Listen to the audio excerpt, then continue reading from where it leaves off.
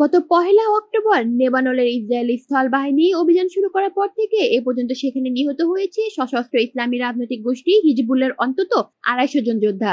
নিহতদের মধ্যে গোষ্ঠীর বিভিন্ন পর্যায়ের কমান্ডার ছিলেন 21 জন, বাকিরা ছিলেন সবাই সাধারণ যোদ্ধা। এছাড়াও গত 4 দিনে লেবাননে হিজবুল্লাহ 2000-এরও বেশি সামরিক স্থাপনা ধ্বংস করেছে ইসরায়েলি সেনারা।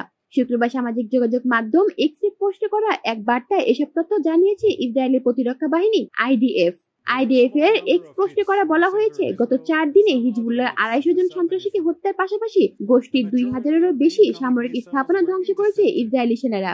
নিহতদের মধ্যে 5 জন হিজবুল্লাহ ব্যাটালিয়ন কমান্ডার, 10 জন কোম্পানি কমান্ডার ও 6 জন প্লাটুন কমান্ডার ছিলেন। অভিযানে স্থল বাহিনীকে সহযোগিতা করেছে বিমান বাহিনী। ইরানের সমর্থন ও মদতপুষ্ট হিজবুল্লাহ বর্তমান বিশ্বের সশস্ত্র রাজনৈতিক গোষ্ঠী।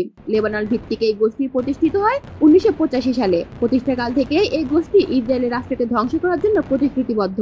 ইসরায়েলের উত্তরাঞ্চলীয় সীমান্তের অপর পারে লেবাননের দক্ষিণাঞ্চল। এই অঞ্চলটি হিজবুল্লাহর প্রধান ঘাঁটি এবং গোষ্ঠীর অধিকাংশ সামরিক স্থাপনা অবস্থান করে এই অঞ্চলে।